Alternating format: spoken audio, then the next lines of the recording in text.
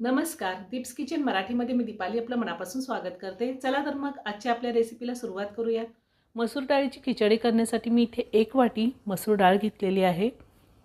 1 वाटी तांदूळ घेतला आहे. हा इंद्रायणी तांदूळ आहे. तुम्ही बासमती तांदूळ किंवा आंबे मोहर कुठलाही तांदूळ वापरू शकता. 1 कांदा उभे काप देऊन चिरून घेतला आहे. 1 टोमॅटो उभे काप देऊन चिरून घेतलेला आहे. बटाट्याच्या फोडी करून घेतलेल्या आहेत. अर्धी वाटी वाटाणा, 10-12 लसणाच्या पाकळ्या, अर्धा इंच आलं, 2 हिरव्या मिरच्या, थोडी कोथिंबीर मी स्वच्छ धुवून घेतलेली आणि 3 चमचे खोबरं घेतले. हे वाळलेलं खोबरे किसून घेतले. 1 चमचा गोडा मसाला, 1 चमचा माझा घरगुती काळा मसाला आहे. तुम्ही ही काळ्या मसाल्याच्या जागी लाल तिखटसुद्धा वापरू शकता. अर्धा चमचा मोहरी, अर्धा चमचा जिरे, अर्धा चमचा हळद, 2 चमचे साजूक तूप, चवीनुसार मीठ लागणार आहे आणि आपल्याला 1 चमचा तेलसुद्धा वापरायचं आहे. सगळ्यात आधी आपल्याला लसूण, आलं, हिरवी मिरची, कोथिंबीर आणि खोबरं ह्याचं वाटण तयार करून घ्यायचं आहे. आपण कोथिंबीर, खोबरं, लसूण आणि आलं हे सगळं वाटून घ्यायचं आहे. हिरवी मिरची आणि तिखटाचं प्रमाण तुम्ही तुमच्या आवडीनुसार कमी किंवा जास्त घेऊ शकता.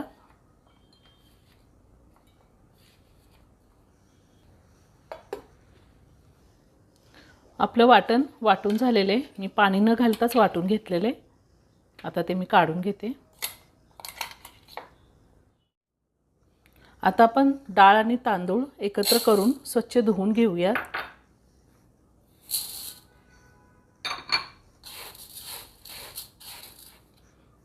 मी 2 ते 3 पाण्याने डाळ तांदूळ स्वच्छ धुवून घेणार आहे. मी डाळ आणि तांदूळ स्वच्छ धुवून घेतलेले.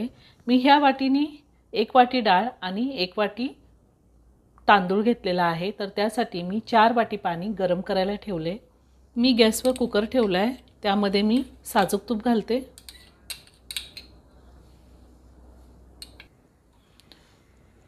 दोन चमचे तूप घातलेले आणि 1 चमचाभर मी तेल घालते. तुम्ही खिचडी नुसत्या तेलातही करू शकता किंवा तुपातही करू शकता. तेल तूप गरम झाले. त्यामध्ये मोहरी आणि जिरे घालते. आता आपण कांदा घालूया.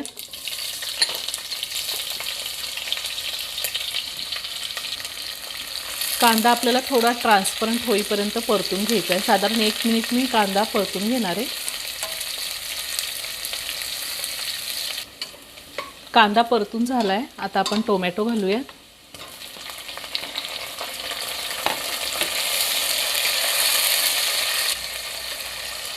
आता आपल्याला त्यामध्ये वाटाणा घालायचा आहे. वाटाणा किंवा बटाटा तुम्हाला जर नसेल घालायचा खिचडीमध्ये, नाही घातला तरीही चालेल. आता पुन्हा मी 2 मिनिटं चांगलं परतून घेणार आहे.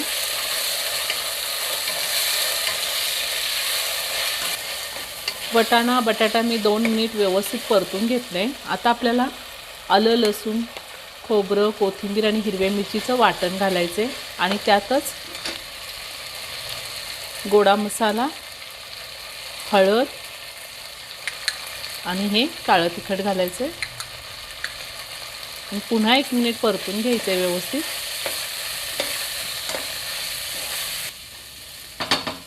धुवून घेतलेले डाळ तांदूळ घालूया. आता हे सगळं व्यवस्थित मिक्स करून घेऊया. 1-2 मिनिटं तांदूळ चांगला तेलावरती परतून घ्यायचा आहे. मी डाळ तांदूळ व्यवस्थित 2 मिनिटं परतून घेतलेले. आता आपल्याला त्यामध्ये गरम पाणी घालायचे. पाणी मी गरम करूनच घेतलेलं आहे. 1 वाटी तांदूळ आणि 1 वाटी डाळीसाठी मी 4 वाट्या पाणी गरम करून घेतले.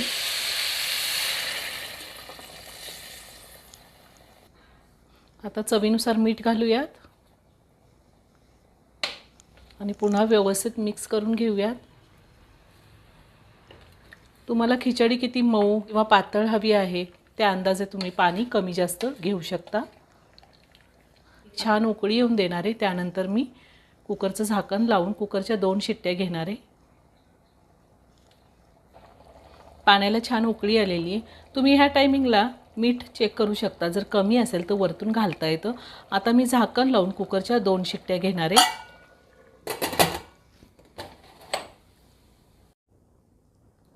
कुकरच्या 2 शिट्ट्या झाल्यात आणि कुकरचं प्रेशरही पूर्ण निघून गेलेलं आहे. आता आपण झाकण काढूयात. मी वरतून थोडं किसलेलं खोबरं आणि कोथिंबीर घालते. थोडी कोथिंबीर घालूयात. आता मी खिचडी एका प्लेटमध्ये काढून घेते. खूप छान मऊ झाली आहे. तयार झाली गरमागरम मसूर डाळीची खिचडी. खूप खूप छान होते. एकदा नक्की करून पहा.